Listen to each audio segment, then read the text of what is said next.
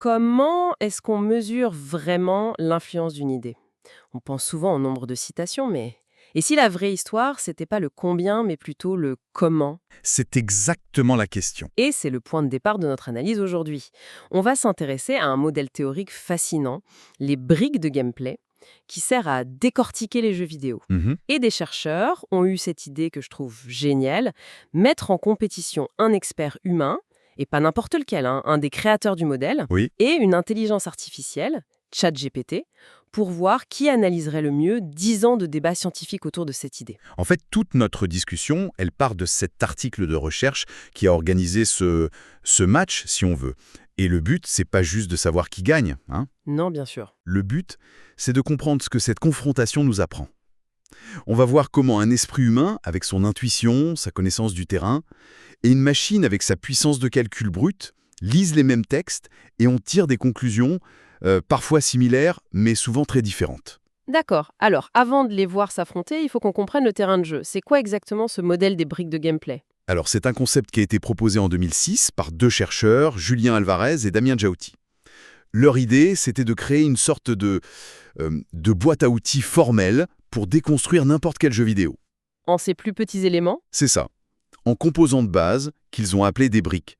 Imaginez un jeu comme un ensemble de Lego, quoi. Chaque brique, c'est une règle, une action.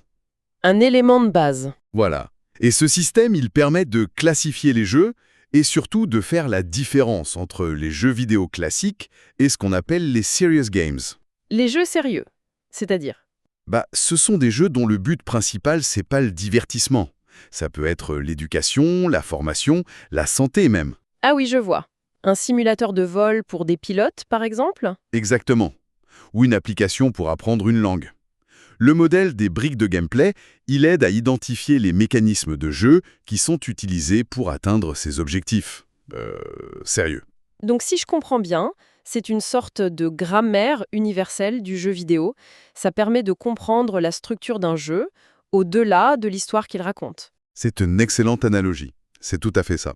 Il offre un langage commun, un vocabulaire partagé, pour que tout le monde, chercheurs, développeurs, puisse parler de la mécanique même d'un jeu, de manière précise. Et c'est pour ça qu'il est devenu une référence. Oui, c'est devenu une référence dans le domaine. Parfait. Le décor est planté. Alors, les chercheurs ont réuni tous les textes qui citaient ce modèle pendant 10 ans. Comment ils ont organisé cette confrontation entre l'expert et l'IA? Alors d'abord, ils ont constitué un corpus assez impressionnant. On parle de 47 articles scientifiques et 40 thèses. Ah oui, quand même. Le tout rédigé en 9 langues différentes sur une décennie de 2008 à 2018. C'est un volume de lecture colossal pour un seul humain. J'imagine. Ensuite, ils ont lancé les deux analyses en parallèle. D'un côté, l'approche humaine, menée par Julien Alvarez lui-même. Avec sa connaissance intime du sujet, il a lu chaque citation et il l'a classée dans 3 catégories très intuitives: neutre, critique ou appropriation. Ils cherchaient l'intention de l'auteur, en gros. C'est ça, le sentiment, l'intention derrière la citation. Et pour la machine, j'imagine qu'on lui a pas juste demandé «alors, t'en penses quoi?» Non, bien sûr. Pour ChatGPT, l'approche a été beaucoup plus structurée. Les chercheurs lui ont donné des instructions, des prompts très précis.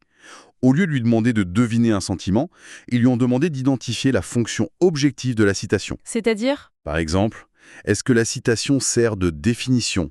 Est-ce qu'elle est utilisée comme méthode? Ou est-ce qu'elle sert de point de comparaison?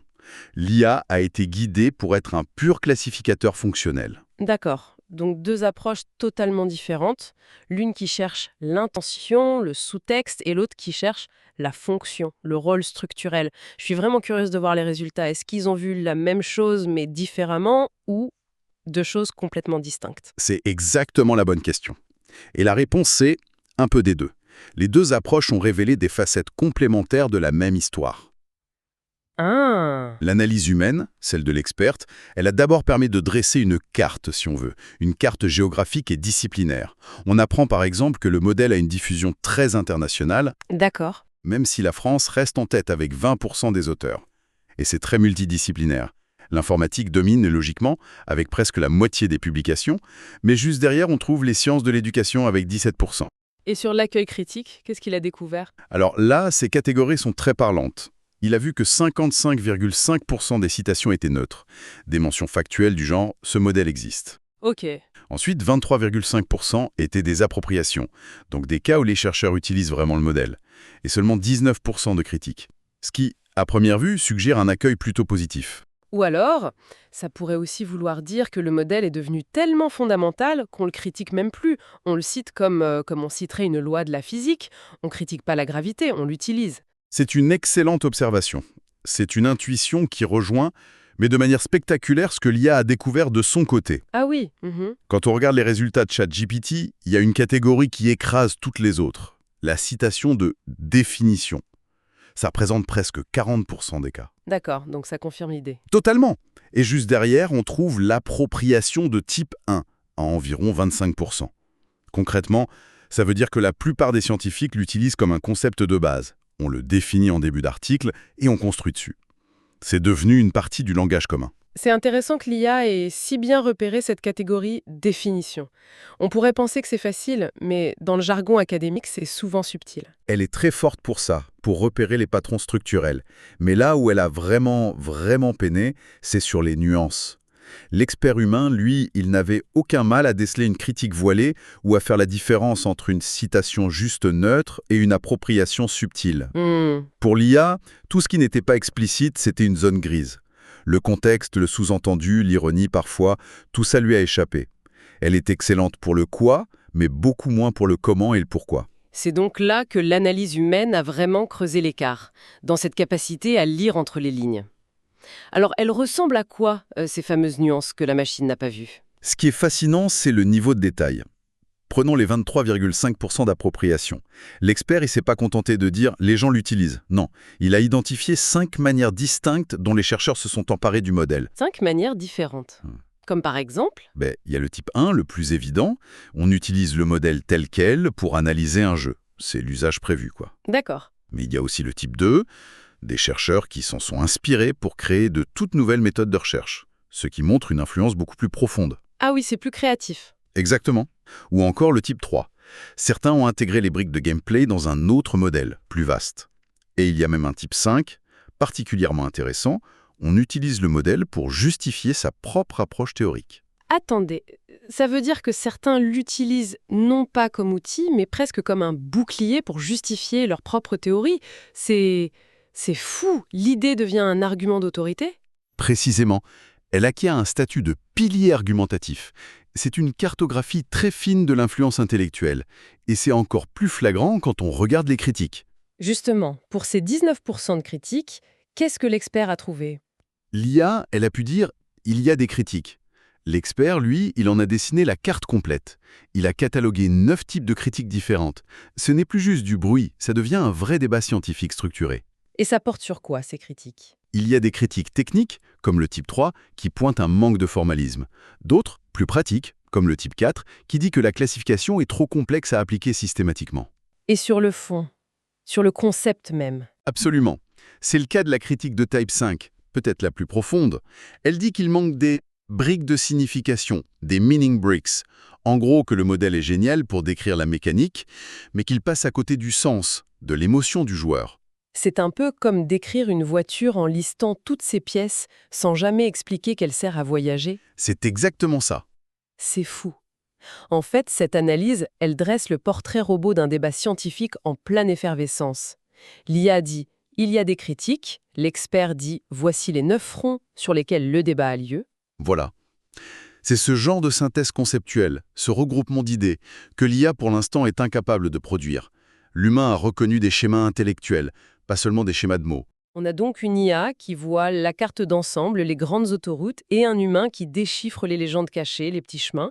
J'imagine que la conclusion, c'est pas de jeter l'un pour l'autre. Non, la conclusion de l'étude est très claire là-dessus.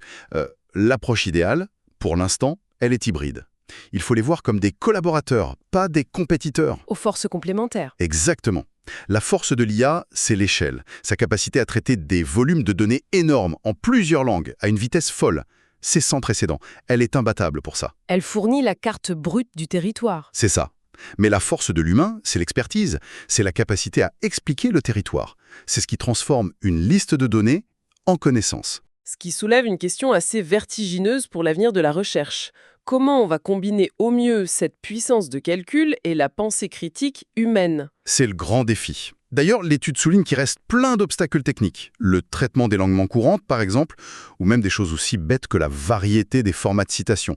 C'est un casse-tête pour les machines. On n'est pas prêt de voir l'expert humain mis au placard. Donc, pour résumer, on est parti de cette idée des briques de gameplay, on a vu comment elle s'est propagée, comment elle a été débattue, et cette confrontation nous montre que pour comprendre l'histoire d'une idée, il faut les deux, une vue macro pour les tendances et une vue micro pour le sens. Absolument.